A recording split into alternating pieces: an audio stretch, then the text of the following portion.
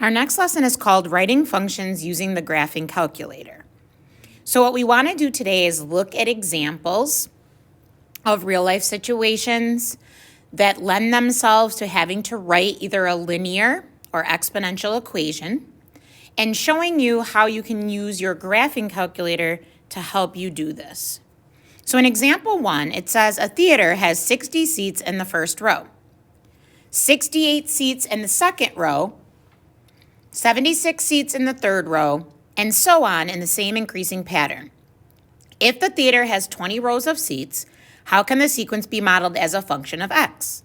So let's go back and take a look at some of the information that we actually have within the problem. It says a theater has 60 seats in the first row. So 60 seats in the first row means that x is 1, first row, and the output for that is 60 seats. Then I can go see that we have 68 seats in the second row, so that's 268. Then 76 seats in the third row, 76, and then it says, and so on in the same increasing pattern. So if I take a look at my table, I can see right here that I'm increasing by 8 as the x values increase by 1. Again, 68 plus 8 would give me 76, so I'm increasing by 8, while this is increasing by 1. So I can continue my pattern down the table, which means this would be 4 and 5. And then on the f of x side, 76 plus 8 would be 84, and 84 plus 8 would be 92. So you could write this without having to use the graphing calculator. Hopefully you're recognizing that this is a linear situation because we have a constant rate of change. F of x is increasing by 8 every single time x increases by 1. So you know from the past, if it's a linear model, you should be using the y equals mx plus b setup and finding out what the y-intercept is by extending the table and finding out what's across from 0. We'll make that connection back at the end. But what I want to show you today is how you can use your graphing calculator to come up with this equation for you. So we're going to follow the directions and use our graphing calculator starting with number 1. It says enter the data from this table into the calculator lists. Place the data in L1 and L2. To do this, use these keys. So it's telling you exactly what keys to hit. We're going to hit the stat key. We're going to choose number 1, which is edit, and we're going to type the values into the list. So I'm going to go to the graphing calculator and show you how to do that now. Okay, from the home screen, like we said on the notes, we're going to follow the keystrokes that they placed on there in order. So the first button we're going to hit is stat. Stat for statistics. When we hit that stat button, choice number 1 is edit. So you can either hit enter or you can actually type the number 1. And you're going to see these pop up, which are L1, L2, L3, and so on. So our directions were to type them into L1 and L2. So L1 is going to be our X column. You're going to type your numbers in by just typing the number and hitting enter. So 1, 2, 3, 4, 5. Then we're going to go over to L2, and we're going to type in 60, 68, 76, 84, and 92. So now let's go back to the notes and see what the directions say to do from there. Now looking at number 2, it says prepare a scatter plot of the data. To do this, use these keys. We're going to hit second y equals, which gets us to stat plot. And you'll see the choices are below. You're going to see a screen that looks like the one you see here. I'll walk you through what to make sure it's going to look like. We're going to make sure it looks exactly like this. And then normally when we graph lines, we pick zoom 6 because that's the standard window. Since we're doing statistics, we're going to be hitting zoom number 9, which is zoom stat. Okay, so let's go back to the graphing calculator. So from here, remember that we're going to prepare a scatter plot. So we're going to hit the keystrokes that you see on your notes. We're going to hit second, y equals. That gets us to stat plot. We want to make sure plot number 1 is on. So you're going to hit your arrow over to hover over on and hit enter to make sure it's on. The type should be the very first one, which looks like a graph with a bunch of points scattered. Your first marking, and then the X list, if you remember, we used L1. The Y list, we used L2. So they should already be there in default. Okay? So now we're going to create the scatter plot by choosing Zoom and picking choice 9, which is Zoom Stat. That has created a scatter plot of our data.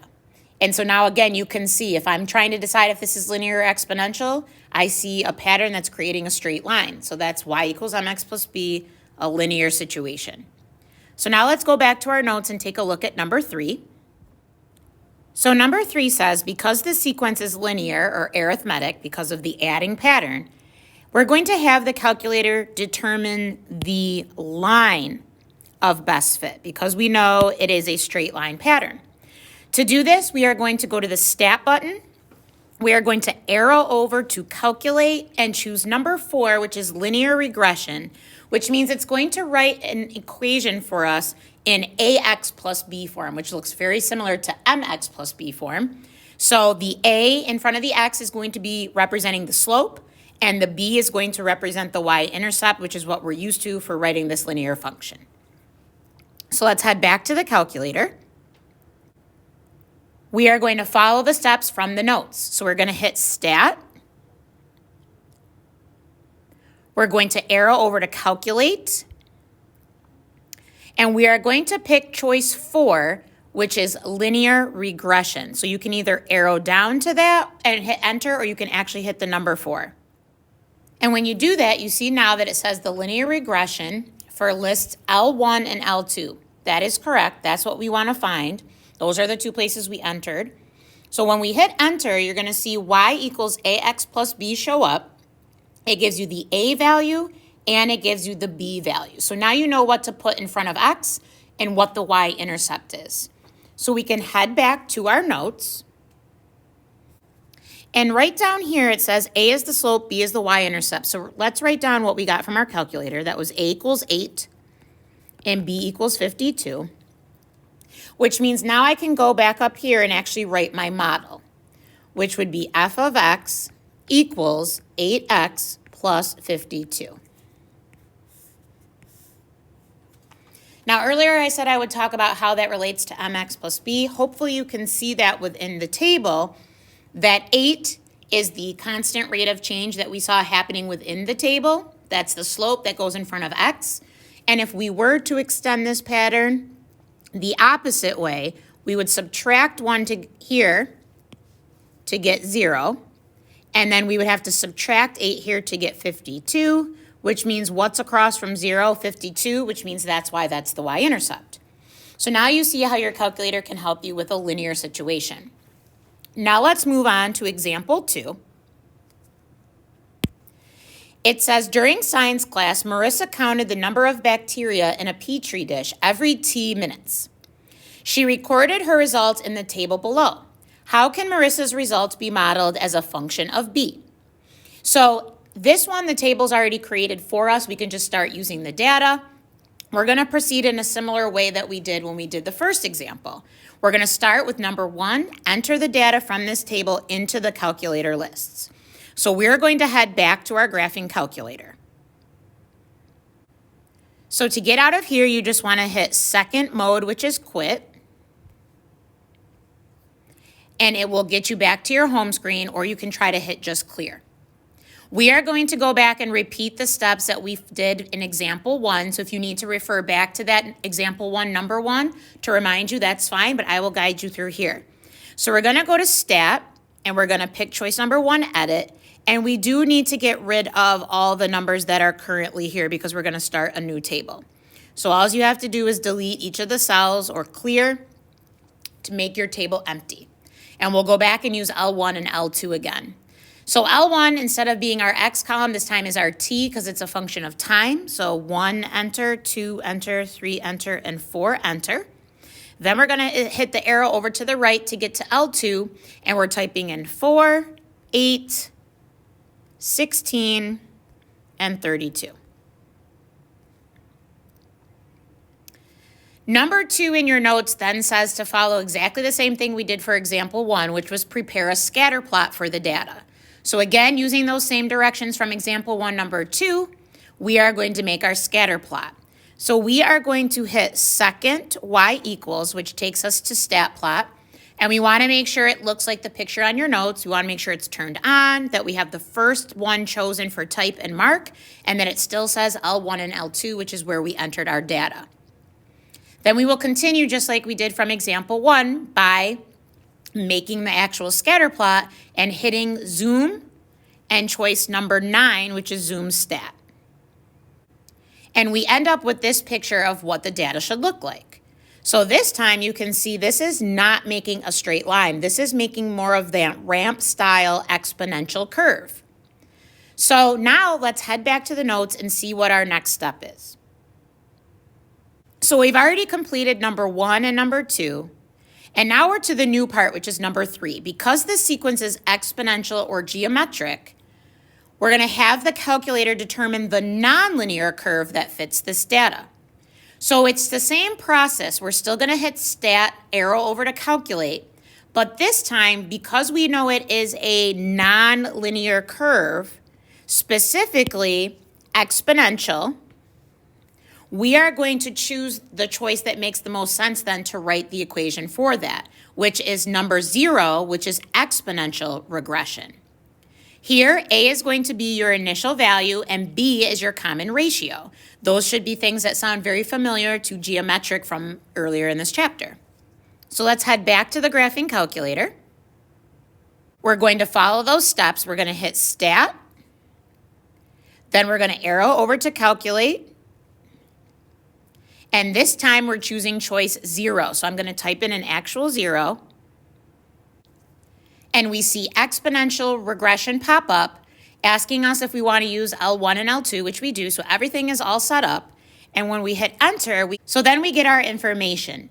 A is our initial value, and B is our common ratio.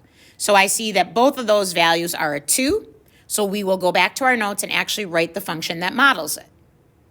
So let's write down our values. We know that A was the initial value, that's a 2. B is our common ratio, which is a 2. So now we have enough information to write the function that models it. And they showed us exactly the setup. We just have to put the things in the right spots. So B of t is equal to that initial value, 2, times the common ratio, which was 2, and to a power of t. So that's the function that models this situation. So now what I would like you to do is try it out yourself. You're going to write a function that can be used to model each graph. I specifically want you to make sure you use the calculator.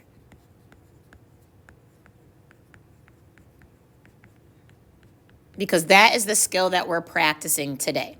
So you have workspace underneath, and underneath each of the pictures is where I would like you to write the function that models the situation. So at this time, can you please pause the video, try the practice problems, and then resume the video to go over your answers. Okay, now that you've had a chance to try the practice problems yourself, let's go over the answers. For each of them, you'll notice that I plotted some points that were clear and easy to read so that I could create a table of values to help me with this process. In my workspace, you can see that being done. On the left-hand side, we have a linear model. It's creating a straight line. So I entered that data into L1 and L2, created the scatter plot, and then calculated a linear regression. I wrote down my A and B values and then put them into the actual model. I wrote them as fractions. You could have kept them as decimals. It doesn't matter as long as it's a nice decimal. When you look at the graph on the right, that has an exponential shape. It's a nonlinear curve. So again, I picked points off that were easy to read to create my table of values. I typed those into L1 and L2 and created a scatter plot. And then I made the linear, instead of making a linear regression, I made an exponential regression because it is a curve.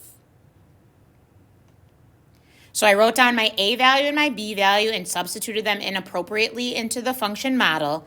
I wrote both of them down because technically if there is a 1 in front, it does not have to be written because 1 times 1/2 to the x would just be 1/2 to the x. So again, the model on the left was linear, use linear regression. The model on the right was a nonlinear curve, so use exponential, because that's the exponential shape, exponential regression to find the function that models the situation. And that concludes our lesson on writing functions using the graphing calculator.